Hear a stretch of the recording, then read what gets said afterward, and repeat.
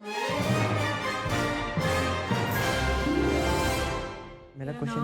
دو سوال ہے. یہ پوچھنا چاہتا ہوں. پوچھنے کا دن ہے تو آپ اپنے سوال پوچھیں. السلام علیکم طلعت صاحب، لاہور سے بات کر رہا ہوں، ضیاء. اور میرا سوال یہ تھا کہ ایس ٹی ایچ جو ہے وہ اب تک آپ تجزیے کرتے ہیں کرنٹ افیئرس پہ، تو کیا نیکسٹ اسٹیپ اس کا کیا ہوگا؟ آپ تجزیوں کے ساتھ انٹرویوز بھی شروع کریں گے؟ اور اگر آپ نے ہم شور کوشش تو کی ہوگی، تو کیا پولیٹیشنز یا ہمارے جو منسٹرز ہیں وہ اب آپ کو ٹائم نہیں دے رہے ہیں؟ اس بارے میں کبھی آپ نے کچھ بتایا نہیں ہمیں، تو اس بارے میں کچھ بتائیے گا کہ کیا آپ کو ابھی بھی اسی طرح کی سپورٹ ملتی ہے جس طرح آپ چینلز پہ بڑے چینلز کے ساتھ تھے، یا اب آپ کو وہ ٹائم نہیں دیتے؟ تو ہم چاہیں گے کہ آپ ہارڈ ہٹنگ کویشچنز کریں جس طرح آپ کرتے ہیں، اور ہمیں اس پلیٹ فارم پہ ان لیڈرز کے جوابات چاہیے جو کہ ٹی وی پہ نشر نہیں ہو سکتے. آپ نے صحیح بات کی. ہمارا اگلا فارمیٹ جو ہے اس کے اندر ہم انٹرویوز کو لانا چاہ رہے ہیں، لیکن سچی بات یہ آپ نے تو کہا کہ یو آر شیور کہ میں نے کوشش کی، کہ ہم نے کوئی کوشش نہیں کی کسی کا انٹرویو لینے کی ابھی تک. امید کرتے ہیں کہ انٹرویوز ہمیں مل جائیں گے. بڑے چینلز جن کا آپ ذکر کرتے ہیں ان کا پلیٹ فارم بڑا ہوتا ہے، برانڈ نیم زیادہ ہے، اسکرین پریزنس زیادہ ہے، کریڈیبلٹی کا ان کا بہت بڑا ایشو ہے. لیکن اسکرین پریزنس جو ہے اس کی وجہ سے لوگ وہاں پر جاتے ہیں. ایک سپورٹ سٹاف موجود ہے، فارمیٹ ایسا موجود ہے. اس اسٹیج کے فارمیٹ کے اندر، اس فارمیٹ کے اندر چھوٹا فارمیٹ ہے، سوشل میڈیا کے لیے ڈیزائن کیا ہوا، تو اس کے اندر لمبے انٹرویوز کی گنجائش نہیں ہے. انڈیپینڈنٹ اردو کی جو ویب سائٹ ہے جس کے لیے میں لکھ رہا ہوں، ان کا بھی ایک پلان ہے کہ وہ انٹرویوز کا پلیٹ فارم مہیا کریں گے، تو میں اس کا بھی انتظار کر رہا ہوں. لیکن ایونچولی ہم یہ فارمیٹ کرنا چاہیں گے. میری ہمیشہ یہ کوشش رہی ہے کہ جو پروڈکٹ آپ لانچ کریں نا، اس کو پہلے آپ اسٹیبلائز کر لیں. جب آپ اس کو اسٹیبلائز کر لیں، آپ اس کو مستند منوا لیں اپنے ویورز کے ساتھ، تو پھر آپ اگلے سٹیپ کے اوپر جائیں. خام مجھے کوئی شوق نہیں ڈائیورسفائی کرنے کا، لیکن بالکل ہمارے ریڈار کے اوپر ہے اور ہم کرنا چاہیں گے انٹرویوز. اور میرے خیال میں ہم اچھے انٹرویوز کر سکتے ہیں، مقابلتاً بہتر سوال ہم بنا سکتے ہیں، اور اپنی تجربے کے پیش نظر ہم انسائٹفل ویوز آپ کے سامنے رکھ سکتے ہیں. تو وہ کریں گے ضرور، لیکن فی الحال فرینکلی میں نے کوشش کی نہیں. اگر اس میں ناکامی ہوئی تو وہ بھی میں آپ کو بتا دوں گا، لیکن امید ہے کہ ناکامی نہیں ہوگی. جب ہم انٹرویوز لائن اپ کریں گے تو ہمیں انٹرویوز مل جائیں گے. السلام علیکم، میں یاسر بات کر رہا ہوں جنوبی وزیرستان سے. میرا سوال یہ ہے کہ قومی اسمبلی کے 4 ممبران جو کہ اس وقت جیل میں ہیں، 2 بندوں کے پروڈکشن آرڈرز جاری ہوتے ہیں، خواجہ سعد رفیق کے اور آصف زرداری کے، اور 2 بندوں کے پروڈکشن آرڈر جاری نہیں ہوتے، علی وزیر اور محسن داوڑ کے. کیا یہ قانون کی خلاف ورزی نہیں ہے؟ یہ 2 بندوں کے اوپر کرپشن کے چارجز ہیں جن کے پروڈکشن آرڈر جاری ہوئے ہیں، جن کے نہیں ہوئے ان کے ابھی تک نہ کوئی وہ کرپشن چارجز اس کے اوپر ہیں، نہ کوئی اس نے قانون کی خلاف ورزی کی. میرا سوال یہ ہے کہ کیا یہ قانون کی خلاف ورزی نہیں ہے؟ کیا یہ جن لوگوں نے ان کو لاکھوں ووٹ دیے ہیں، کیا ان کی خلاف ورزی نہیں ہے؟ میں آپ سے اتفاق کرتا ہوں. قانون اور سہولت کا اطلاق جو ہے وہ اکراس دا بورڈ ہونا چاہیے، اور کوئی ریزن نہیں ہے کہ ان دونوں کو ان کے پروڈکشن آرڈرز جاری نہیں کیے جائیں. اور جب آپ قانون کی شقوں کے ساتھ کھلواڑ شروع کر دیتے ہیں نا، تو تبھی قانون کا بیڑا غرق ہوتا ہے. اور یہ نہیں ہو سکتا کہ جہاں پر نظریہ ضرورت ہے وہاں پہ آپ شقیں لاگو کر دیں کہ یہ بڑی زبردست قانون کو ہم نے لاگو کیا ہے، we believe we are a law abiding society. اور جہاں پر آپ کو لگے کہ جی وقتی ہمارا مفاد اس میں نہیں ہے، تو قانون کو توڑ موڑ کے یا اس کو ڈسٹ بن کے اندر پھینک دیں اور کہیں جی کہ یہ دیکھیں نا جی، تو پھر قومی مفاد جو ہے آڑے آ گیا. تو یہ بالکل ہاؤس کے اوپر ایک بہت بڑا سوالیہ نشان ہے. پروڈکشن آرڈر جاری کرنے سے کسی کی ساکھ نہ بڑھ جاتی ہے نہ متاثر ہوتی ہے. ایک سہولت مہیا کی ہوئی ہے پبلک ریپرزینٹیو کو، یا تو آپ ان کو ڈسکوالیفائی کر دیں کہ اب کہہ دیں جی کہ ان کی ممبرشپ ہم نے کینسل کر دی ہے کسی بھی وجہ سے، تو کوئی جواز تو بنائیں. لیکن اس جواز کی غیر موجودگی میں میری رائے کے مطابق اتنا مجھے تھوڑا بہت پروڈکشن آرڈر کی پروسیجر کا پتہ ہے، اس کی بیسس کا پتہ ہے، یہ بالکل بھی درست نہیں ہے.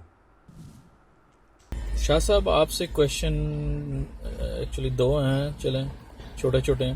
پہلا کوشچن یہ کہ یہ نیازی صاحب ہمیشہ کہتے ہیں جی مدینہ کی ریاست، مدینہ کی ریاست. یہ مدینہ کی ریاست حضور صلی اللہ علیہ وسلم کے دور کی ہے یا آج کے دور کی یہ مدینہ کی ریاست ہے جس میں جمال خشکوجی کو ٹکڑے ٹکڑے کیا گیا؟ آپ پلیز ذرا اس پہ بتائیے گا کہ کون سے دور کی بات کر رہے ہیں. نمبر 2، یہ جو شہباز شریف صاحب ہیں یہ جس طرح پارٹی کو چلا رہے ہیں یہ تو مجھے وہی لگ رہا ہے جیسے آصف زرداری صاحب چلا رہے تھے. آج جو حال ہے ان کا پنجاب میں یا دوسری جگہوں پہ، یہ تو شہباز شریف پارٹی کو بالکل ڈاؤن کر رہے ہیں. میں نے دیکھا بہت سارے لوگ بالکل مایوس ہو چکے ہیں اس پارٹی سے. اس بارے میں آپ کا کیا خیال ہے؟ آپ تو ادھر ہیں، ہم باہر ہیں، ہمیں تو اتنا جو پتہ نہیں ہوگا، لیکن آپ کو پتہ ہوگا. پلیز اس پر بھی بات کیجیے گا. تھینک یو جی، السلام علیکم. دیکھیں، ایک تو گزارش یہ ہے کہ ایسے حوالے نہیں دینے چاہیے. مدینہ کی ریاست جس نے بنائی تھی اس کا درجہ دیکھیں، اس کا رتبہ دیکھیں. دو عالم جو ہیں ان کے سامنے جھکتے ہیں اور اپنی اوقات دیکھیں، اس ریاست کے مقاصد دیکھیں اور اس کے اثرات دیکھیں اور اپنی حالت زار دیکھیں، ان کا کردار دیکھیں اور اپنا کردار دیکھیں. تو ایسے موازنے کرنے نہیں چاہیے. تاریخی طور پر نمبر ٹانگنے کے لیے بہت مرتبہ یہ حوالے استعمال ہوئے ہیں، لیکن اس مرتبہ تو حد ہی ہو گئی ہے. تو مدینہ کی ریاست کا شعبہ جو ہے چھوڑنے کی بجائے توجہ دیں کہ جو ریاست آپ کے ہاتھ میں ہے، جو آئین کے تحت چل رہے اس کو تو صحیح چلا لیں.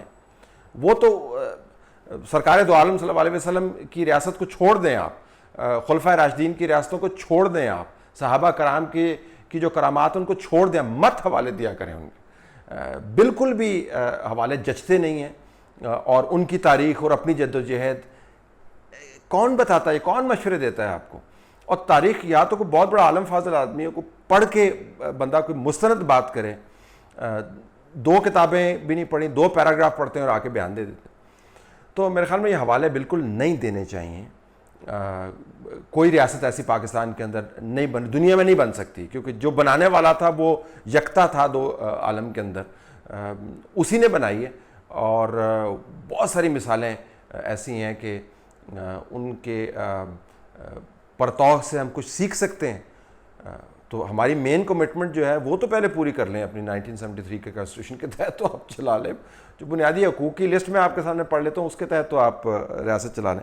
پھر آپ نے ذکر کیا کہ شہباز شریف صاحب، میرے خیال میں اب ان کو ریئلائز انہوں نے کر لیا کہ ان کی جو پالیسی تھی ڈنگ ٹپاؤ، بچ کے چلو، مارے نہ جانا کدھرے، اس کا فائدہ کوئی نہیں ہوا. کیس در کیس ان کے خلاف بنا. حمزہ شہباز کی آپ حالت دیکھتے ہیں، سلمان جو ہے ملک سے باہر گیا ہوا ہے، تو اس پالیسی کا فائدہ نہیں ہوا. تو اب پارٹی کو حالات چلا رہے ہیں اور نواز شریف اور مریم نواز کا بیانیہ جو ہے وہ چلا رہا ہے، اور پارٹی کے اندر کا جو سینٹیمنٹ ہے وہ اس بیانیے کے ساتھ کھڑا ہوا ہے. تو میرے خیال میں قیادت ظاہراً تو ظاہر ہے شہباز صاحب کے پاس ہی ہے، لیکن جو حالات ہیں وہ پارٹی کو ایک خاص رخ میں دھکیل رہے ہیں. اس سے پہلے میں صرف اپنے پاکستان میں صرف اپنے بچوں کو 30,000 روپیہ بھیجتا تھا. میرا پورا گھر خوشحال تھا.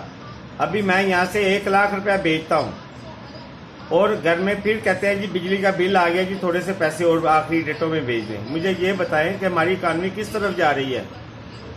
یہ ویسے عوام کو کچلا دے کے مار دے، یہ طریقہ نہیں ہے وزیر اعظم کا. خدا کا خوف کرنا چاہیے اس کو سمجھانے والا کوئی نہیں ہے. کون سی قوتیں ہیں جو ہماری پاکستان کو بدنام کر رہی ہیں؟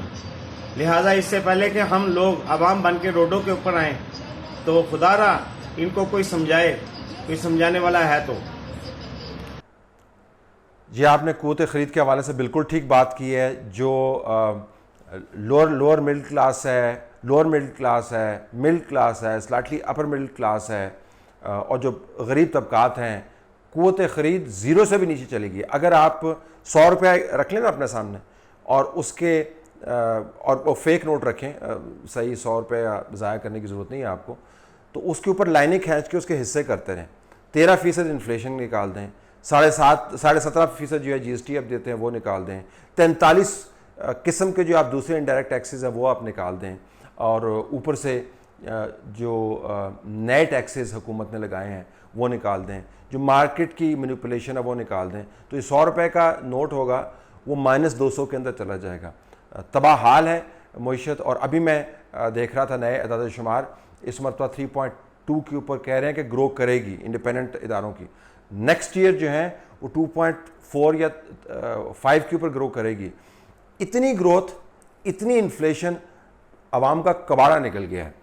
اور میں خود سمجھنے سے قاصر ہوں کہ کیا ان کو پتہ نہیں ہے کہ پاکستان کے عوام کے ساتھ کر کیا رہے ہیں, اور یہ کہنا جی آپ مطمئن رہے ہیں, بالکل گھبرانا نہیں ہے آپ نے, اور یہ قربانی دینی پڑتی ہے.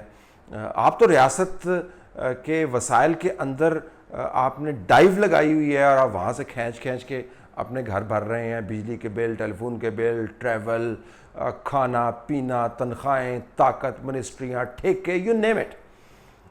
جو عام بندہ ہے, جو ٹیکس جس سے آپ لے رہے ہیں, اس کو آپ دیتے کیا ہے؟ تو بالکل تباہ حال پوزیشن ہے جی, اس میں کوئی شک نہیں. عمران خان صاحب ریاست مدینہ بنانا چاہ رہے ہیں اس کو, جبکہ مدینہ پہلے بھی موجود ہے اور ہمیں 6ویں صدی عیسوی میں لے کے جانا چاہ رہے ہیں, اور ساتھ وہ مثال دیتے ہیں 21ویں صدی میں آپ اسکینڈینیوین کنٹریز کی. ناروے کا پرائم منسٹر سائیکل پہ جا رہا ہے, عدل انصاف کی مثالیں دیتے ہیں وہاں پر کیسا ہو رہا ہے. تو کیا یہ 2 کشتیوں میں سوار ہونے والی بات نہیں ہے؟ اس میں تھوڑی سی روشنی ڈالیجیے گا.